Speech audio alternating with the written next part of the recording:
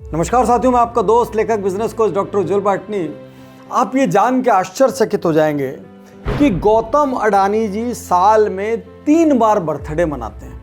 आप कहेंगे 3 बार बर्थडे? तो पहला बर्थडे तो वो जिस पर वो पैदा हुए, जो कि आप हम सब लोग मनाते हैं। दूसरा बर्थडे वो उस दिन मनाते हैं जिस दिन वो किडनैप हुए थे गन पॉइंट पर और ऐसा लगा कि वो बच नहीं पाएंगे। वो हमेशा उस दिन को अपने जीवन का टर्निंग पॉइंट मानते हैं।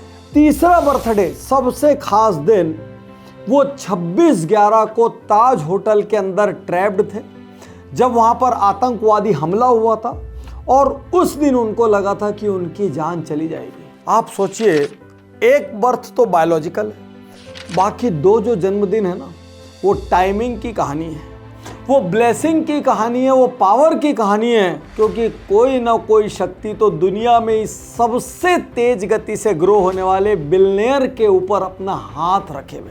आज हम बात करेंगे दुनिया के सबसे बड़े रियल एस्टेट प्रोजेक्ट की, जिसका सपना भी कोई नहीं देख सकता था, क्योंकि उसमें इतने किस्म की गवर्नमेंट की अड़चने आएगी, प्राइवेट अड़चने आएगी। लेकिन भाई सिर्फ एक ही व्यक्ति था, अडानी, जो गवर्नमेंट की अड़चने भी सॉल्व कर सकते हैं और प्राइवेट अड़चने भी सॉल्व कर सकते हैं। और आज हम बात करेंगे कैसे एक आम आदमी साम दाम दंड भेद से अपने जीवन काल में अकल्पनीय सफलता की कहानी लिख सकते हैं। तो सबसे पहले हम बात करते हैं धारावी की, क्योंकि आज इस केस स्टडी को बनाने का प्रमुख मकसद या प्रमुख इंस्पिरेशन धारावी था। दुनिया के इतिहास में सबसे बड़ा स्लम है धारावी। अपने आप में धारावी एक शहर, एक राज्य है। धारावी में हजारों लाखों लोग अलग अलग किस्म के व्यापार करते हैं। उस शहर की अपनी एक नब्ज है, अपनी एक इकोनॉमी। और वो कहाँ बैठा है? मुंबई के सबसे प्रीमियम रियल एस्टेट पार्सल पर, शहर के बीचों बीच में। सालों साल से सबकी उस पर नजर थी, लेकिन किसी की ताकत नहीं थी कि धारावी का रीडेवलपमेंट प्रपोजल थ्रू करा ले या उसके लिए उतना बड़ा दावा ठोक दे। ना सरकार की हिम्मत थी कि इतने बड़े प्रोजेक्ट को ग्रीन सिग्नल दे दे, ना ही किसी इंडस्ट्रियलिस्ट की ऐसी सेटिंग बैठी कि उसको ये सिग्नल मिल जाए। लेकिन अडानी साहब जीत गए। धारावी रीडेवलपमेंट प्रोजेक्ट उनको अलॉट हुआ। टोटल रीडेवलपमेंट एरिया लगभग 140 मिलियन स्क्वायर फीट।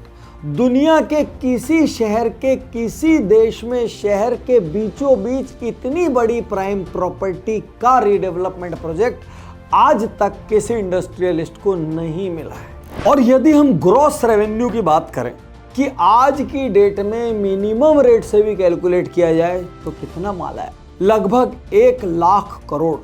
और डेवलप होते होते जो इंक्रीमेंटल ग्रोथ होगी वो अनबिलीवेबल है। और ये कहते हैं कि ये अडानी के जीवन का सबसे विंडफॉल प्रोजेक्ट है। हमारे प्रोग्राम बिजनेस गुरुकुल में अक्सर लोग आते हैं और वो कहते हैं कि अकृत वेल्थ कैसे बन सकती है, वेल्थ बियॉन्ड रीजंस कैसे बन सकती है, बियॉन्ड प्रोपोर्शंस कैसे बन सकती है। यदि पुराने खाटी तेज बुद्धि सफेद बाल वाले अमीरों की बात माने तो असली वेल्थ सिर्फ और सिर्फ गवर्नमेंट के साथ बन सकती है। क्योंकि जब आपकी सेटिंग सही हो जाए, जब आपके ऊपर दूसरों का वरद हस्त आ जाए, तब आप एक की कैपेसिटी होती है लेकिन काम 100 का करते हैं। और ऐसा नहीं है कि ये धारावी मॉडल विवादों से रहित है, लेकिन अडानी साहब की यही तो ब्यूटी है। वो विवादों वाले प्रोजेक्ट को ही लेते हैं, वो उसको डिस्ट्रेस्ड रेट पर लेते हैं और बाद में सब कुछ क्लीन करवा लेते हैं। और ऐसा नहीं है कि आज के उज्ज्वल पाटनी शो में मैं सिर्फ आपको वो बताऊंगा जो बहुत सारी साइट्स पर अवेलेबल है, या मैं सिर्फ आंकड़े बताऊंगा। आज मैं आपको वो पर्सनैलिटी ट्रेड्स बताऊंगा, आज मैं आपको वो बिजनेस स्ट्रेटजीज बताऊंगा जो उनको उस मुकाम तक लेकर गई। लेकिन पहले ये जानते हैं कि 2024 में अडानी ग्रुप का फाइनेंशियल हालचाल क्या था। 2024 का रेवेन्यू लगभग 3.9 लाख करोड़ था, प्रॉफिट लगभग 42,000 करोड़ था और मार्केट कैप लगभग 12.5 लाख करोड़ था। और यदि आप 2019 की तुलना में 2024 को देखेंगे तो प्रॉफिट में लगभग 969% की ग्रोथ। और कुछ ग्रुप स्टॉक्स ने ऐसा कमाल दिखाया कि बहुत सारे लोग अरबपति हो गए, क्योंकि वो 3 साल में लगभग 1500% बढ़ गए। और ऐसा नहीं है कि ये यात्रा एकदम क्लीन थी, स्मूथ थी। बीच में हिंडनबर्ग का बहुत बड़ा झटका लगा। लगभग 150 बिलियन डॉलर की वैल्यू साफ हो गई। लेकिन भाई वो तो अडानी है, वो फिर से खड़े हो गए, उससे ज्यादा बड़े हो गए, उससे ज्यादा शक्तिशाली हो गए। अब जब अमीरी की इतनी बड़ी कहानियां होगी तो भाई कुछ कंट्रोवर्शियल डिसीजंस तो होंगे। सबसे पहले कंट्रोवर्शियल डिसीजन की हमने बात की धारावी।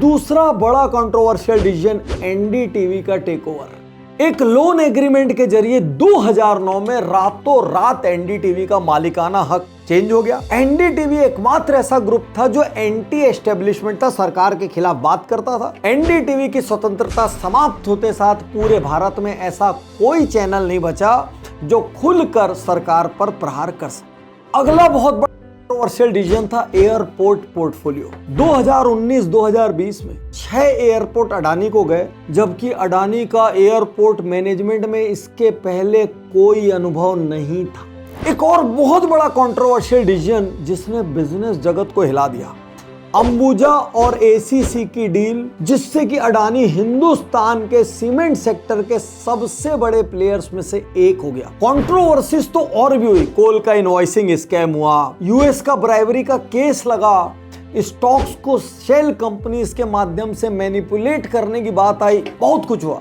लेकिन मैं ये मानता हूं जब आप इतना बड़ा काम करने जाएंगे तो सवाल तो बहुत सारे उठेंगे, दाग भी बहुत सारे लगेंगे। अब आपको ये सोचना है कि दाग, सवाल, ऑब्जेक्शन, प्रोटेस्ट, इन सब के डर से आप रुक जाएं या फिर अडानी जैसा एक फियरलेस साम्राज्य खड़ा करें। और अडानी का पावर देखिए, एक साइड ये सब कंट्रोवर्सीज चल रही है, चाहे हिंडनबर्ग हो, चाहे ऑस्ट्रेलिया की माइंस हो, दूसरे साइड उनको नेशनल फंड्स भी पैसा दे रहे हैं, ऑर्गेनाइजेशंस भी पैसा दे रहे हैं और ग्लोबल फंड्स भी पैसा दे रहे हैं। कॉर्पोरेट और गवर्नेंस, इससे बढ़िया टाई अप आपको देखने को नहीं मिल सकता।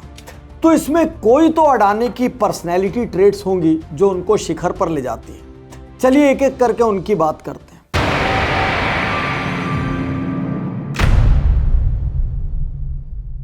दो बार मौत का इतने करीब से सामना करने के बाद उनका साइकोलॉजिकल बेडरॉक बन गया। वो भीतर से बहुत ज्यादा स्ट्रांग हो गए और जो आदमी मौत के इतने करीब से निकल जाए उसके बाद उसको जिंदगी के छोटे मोटे झटके प्रभावित नहीं करते। तो सबसे पहले उनका सर्वाइवल माइंडसेट। अडानी रईस घर में पैदा नहीं हुए, उनकी शुरुआत बहुत हम्बल थी। वो मुंबई में डायमंड सॉर्टर का काम करते थे। वो जमीन से जुड़ी हर चीज को समझते हैं और आज भी वो एक और ऊपर जा रहे हैं लेकिन दूसरी ओर से अपनी जमीन को पकड़े हुए। अभी भी आप कहीं उनकी एरोगेंस नहीं देखोगे, आप उनका बड़बोलापन नहीं देखोगे, आप कभी नहीं देखोगे कि वो सिस्टम को हराने की कोशिश पब्लिकली कर रहे हैं, वो किसी को पब्लिकली छोटा बना रहे हैं। वो बहुत से सांसदों से, मंत्रियों से, मुख्यमंत्रियों से ज्यादा बड़े हैं पावर में, लेकिन जब भी आप उनकी पब्लिक अपीयरेंस देखोगे ऐसा लगेगा स्टेज के सबसे हम्बल आदमी है। अडानी बार बार एक बात कहते हैं, मैं जो भी कर रहा हूं उससे पैसा भारत में रुक रहा हूं, मैं प्रो इंडिया हूं, मैं नेशनलिस्ट हूं, मैं पैट्रियोटिक हूं।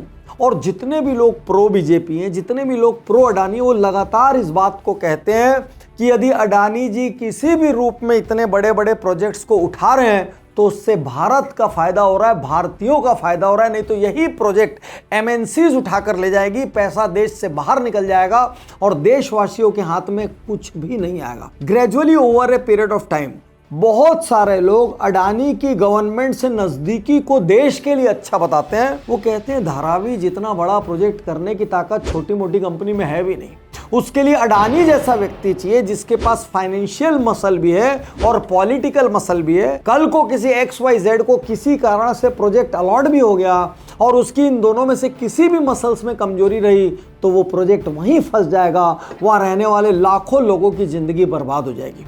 तो बहुत से लोगों का यह मानना है कि अडानी की सरकार से नजदीकी, अडानी जी को बड़े प्रोजेक्ट मिलना, अडानी जी को out of the way institutional funding मिलना, ये सब देश के लिए अच्छा है। ये स्ट्रेटेजिक इमेज अडानी जी ने बनाई। चाहे देश के प्रधानमंत्री हों, चाहे देश के मंत्री हों, चाहे दूसरे इंडस्ट्रियलिस्ट हों, अडानी जी की रिलेशनशिप्स बहुत ज्यादा गहरी है। इसीलिए कहते हैं हर बिजनेस में नेटवर्किंग के लिए एक जगह होनी चाहिए। हर घर में कोई ना कोई डेडिकेटेड व्यक्ति पावर नेटवर्क का हिस्सा होना चाहिए। यदि आपको बड़ा बनना है तो आपके पास तगड़ा नेटवर्क होना आवश्यक है। इसीलिए कहते हैं कि your net worth is equivalent to your network. जितना बड़ा आपका नेटवर्क होगा, जितना क्लोज आपका नेटवर्क होगा, जितना की पोजीशन से आपका नेटवर्क होगा, उतनी ही ज़्यादा आपकी सफलता की संभावनाएं बढ़ेगी।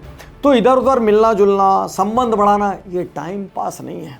एक्चुअली जो काम बाद में दूसरे लोग 1 पीढ़ी और 2 पीढ़ी में करेंगे, वो काम आप 1 साल में करें। एयरपोर्ट का प्राइवेटाइजेशन होगा, सबसे पहले वो कूद पड़ेंगे, बहुत सारे एयरपोर्ट उठा लेंगे। सी पोर्ट से जुड़ा कोई अनाउंसमेंट होगा, सबसे पहले वो कूद पड़ेंगे, सी पोर्ट्स उठा लेंगे।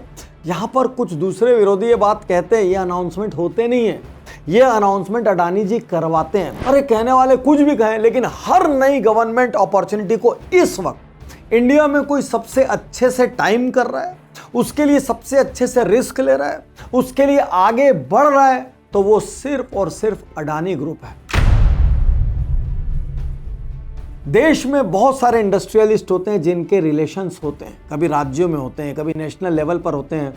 सिर्फ रिलेशन होने से कुछ नहीं होता, रिस्क लेने का गूदा चाहिए। क्योंकि समझिए सरकार पलट गई तो, यदि गलती से राहुल गांधी या कोई और पार्टी आ गई तो, ये जानने के बावजूद पूरी तरीके से अपने रिलेशंस पर भरोसा करना, अपनी ताकत से 100 गुना 1000 गुना रिस्क लेना, तमाम कंट्रोवर्सीज में फंसना लेकिन आगे बढ़ते चले जाना, इसके लिए गूदे की जरूरत है, इसके लिए गट्स की जरूरत है, इसके लिए विजन की जरूरत है। और यदि वो सब कुछ है तभी आप अपॉर्चुनिटीज का फायदा उठा सकते हैं। नहीं तो हजारों लोग हैं जिनके पास अपॉर्चुनिटीज है लेकिन निर्णय लेने का गूदा नहीं है। आपके लिए एक बहुत बड़ा सवाल, क्या अडानी का राइज भारत के लिए अच्छा है?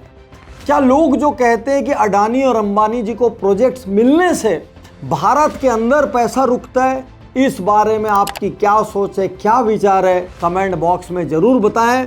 और मैं फिर से यहां दोहरा दूं, ये वीडियो प्रो मोदी या एंटी मोदी नहीं है। हमने अपने YouTube चैनल में ऑलरेडी मोदी साहब के सपोर्ट में खूब वीडियोस निकाले हैं और मैं व्यक्तिगत रूप से उनका प्रशंसक हूं।